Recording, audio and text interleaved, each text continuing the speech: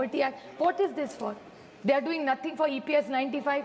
So much they talked about pensions. EPS 95 was a commitment this government made. I mean, I hope his soul rests in peace, but Arunji is unfortunately no more with us. But Arunji had mentioned it, that EPS 95 is something we commit to.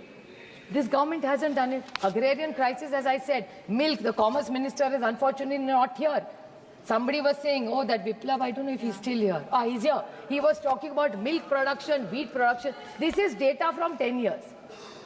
There is no great innovation. And what have they done with milk prices?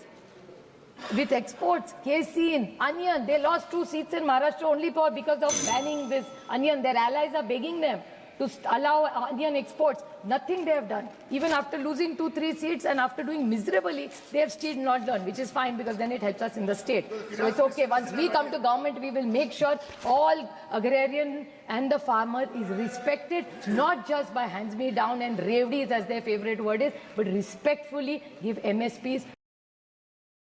संसदों में pension को लेकर बड़ी आवाज़ उठ रही है। आप सब देख सकते हैं कि अभी हरियाणा में चुनाव है, तो चुनाव के मुद्दे पर ही आप सब देख सकते हैं पेंशन को लेकर बड़ी बवाल उठा है। देखिए, सांसदों की पेंशन पर हो रहा है बवाल, तो जानिए आखिर उन्हें कितनी पेंशन मिलती है। नमस्कार दोस्तों, न्यूज़ ऑफिशियल 21 पर स्वागत है। आप सब मेरे चैनल पर नए, पहले चैनल को सब्सक्राइब कीजिएगा। देखिए, member of parliament pension Agnipath scheme के बाद एक बार फिर सांसदों की पेंशन पर बात हो रही है। तो आज हम आपको बताते हैं कि आखिर सांसदों की पेंशन कितनी होती है।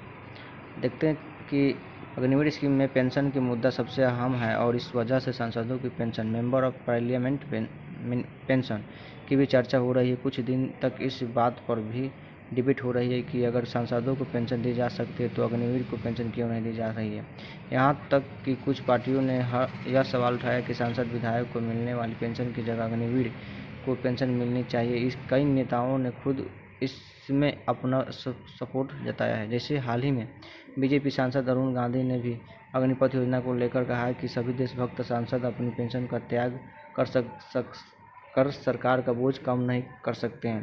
देखिए, साथ ही उन्होंने कहा कि अगर राष्ट्रीय रक्षकों को पेंशन का अधिकार नहीं है तो मैं भी खुद की पेंशन छोड़ने के तैयार हूँ। इसके बाद से फिर ये मुद्दा उठ गया कि आखिरी सांसदों को पेंशन मिल सकता है तो अग्निवीर को क्यों नहीं। साथ ही चर्चा इस बात पर भी है कि सांसदों को कार्यकाल पूरा नहीं करने पर भी पेंशन मिलती है। ऐसे में जानते हैं कि आखिर सांसदों को पेंशन मिलने के क्या नियम है और सांसदों को कितना पेंशन मिलती है।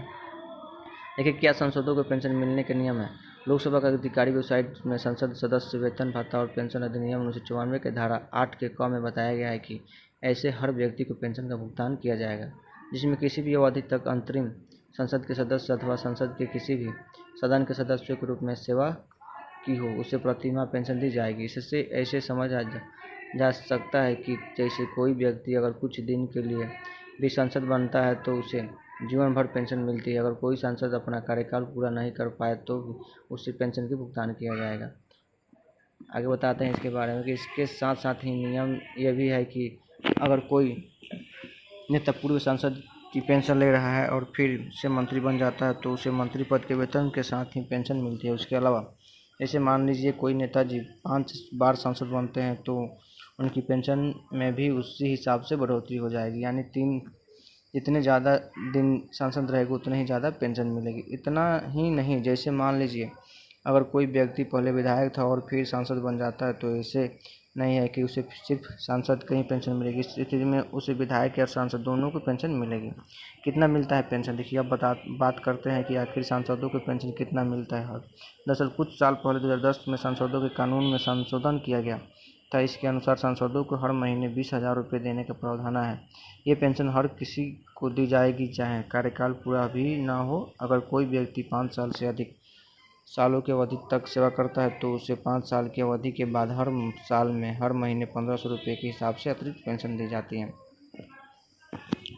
ये पेंशन की राशि निर्धारित करने के लिए सदस्यों के रूप में पूरी की गई अवधि की गणना के लिए 9 महीने या उससे अधिक को एक पूरा साल माना जाता है। साथ ही कोई पूर्व सांसद केंद्र सरकार, राज्य सरकार अथवा किसी अन्य सोर्स से होने वाली पेंशन का भी हकदार होगा। इसके अलावा सांसद के परिवार को भी कुटुंब पेंशन के रूप में मौत के बाद भी पेंशन मिलती है। इसीलिए एक बार सांसद बनने के बाद सांसद और उसके परिवार को लंबे समय तक पेंशन मिलती है।